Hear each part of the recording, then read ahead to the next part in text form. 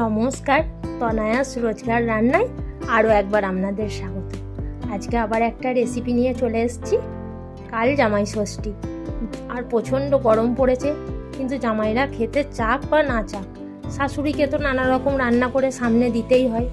তার মধ্যেই একটা রান্না হচ্ছে বাসন্তী পোলাও। প্রত্যেক জামাইয়ের পাতে ফ্রাইড রাইস, বাসন্তী পোলাও থাকবেই থাকবে। তাই ঝরঝরে বাসন্তী পোলাও কী করে বানাবেন তার রেসিপি নিয়ে আজকে চলে এসেছি। চলুন তাহলে শুরু করি রান্নাটা। আমি এই বাটির 2 বাটি গোবিন্দভোগ চাল নিয়ে নিয়েছি। এবার চালটা খুব ভালো করে ধুয়ে নেব। চালটা 2-3 বার করে ধুয়ে নেব। ধোয়া হয়ে গেছে।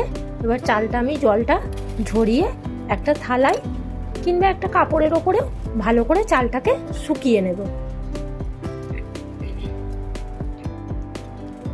ভালো করে শুকিয়ে গেছে একদম। এবার আমি 1 চামচ আদা বাটা দিয়ে দিলাম। আমার যতটা চাল ছিল সেই অনুযায়ী আমি আদা বাটাটা নিয়েছি। আপনাদের যদি আর একটু বেশি চাল থাকে বেশি আদা বাটা নেবেন। সামান্য হলুদ নিয়ে নিয়েছি আর পরিমাণ মতো নুন দিয়ে নিয়েছি আর 1.5 চামচ মতো ঘি নিয়ে নিয়েছি। এবার সব কিছু ভালো করে মিশিয়ে নেবো। চামচে করে প্রথমে মাখছিলাম, কিন্তু চামচে করে হচ্ছে না, তাই হাতে করে সব কিছু ভালো করে মাখিয়ে নেব।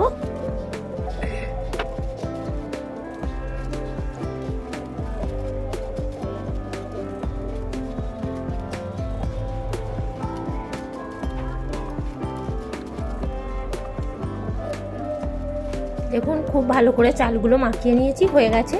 এবার আমি কড়াই বসিয়ে দিলাম। কড়াইয়ের মধ্যে সাদা তেল দিলাম। আপনারা চাইলে পুরো রান্নাটা ঘি দিয়েও করতে পারেন।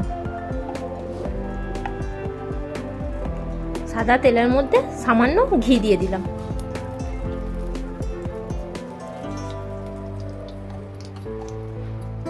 ঘিটা তেলটা হয়ে গেছে। ওর মধ্যে গোটা গরম মশলা দিয়ে দিলাম।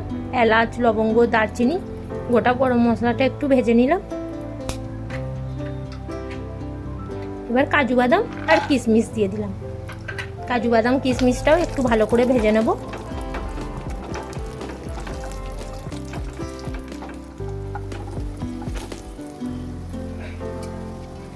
এবার যে চালটা মাখিয়ে রেখে দিয়েছিলাম সেই চালটা দিয়ে দিলাম।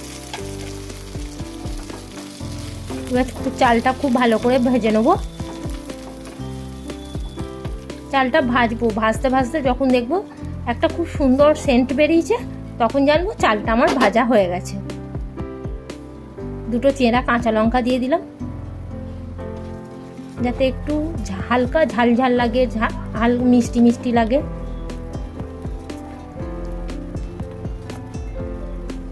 চালটা খুব ভালো করে ভাজা হয়ে গেছে। এবার আমি যেই বাটি করে চাল দিয়েছিলাম সেই বাটিটা মেপেই উষ্ণ গরম জল দিয়ে দেবো। 2 বাটি চাল দিয়েছিলাম, তাই আমি 4 বাটি জল দেব।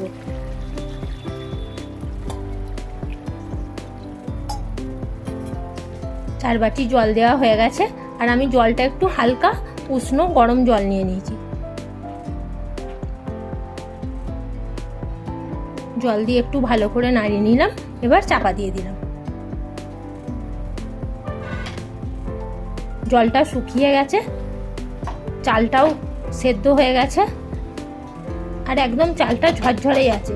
আপনার চাল আর জলটা যদি ঠিক মেপে দেওয়া হয়, বাসন্তী পোলাও একদম পুরো ঝরঝরে হবে। এবার আমি পরিমাণ মতো চিনি দিয়ে দিলাম। যারা যেমন মিষ্টি খান সেরকম মিষ্টিটা দেবেন।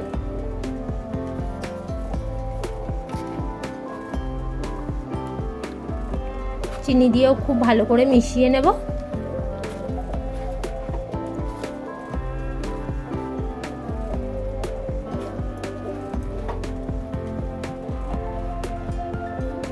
চিনিটা খুব ভালো করে মিশিয়ে নিয়েছি। এবার আরও 3-4 মিনিটের জন্য একটু চাপা দিয়ে দিলাম। চাপাটা খুলে নিলাম। দেখুন বাসন্তী পোলাও একদম রেডি আর খুব ঝরঝরে হয়েছে।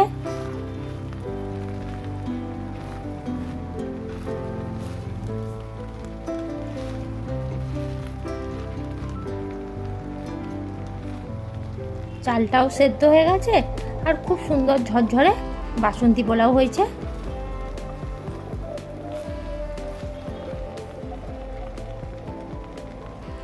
আমার বাসন্তী পোলাও একদম রেডি। এবার নামিয়ে নিলাম।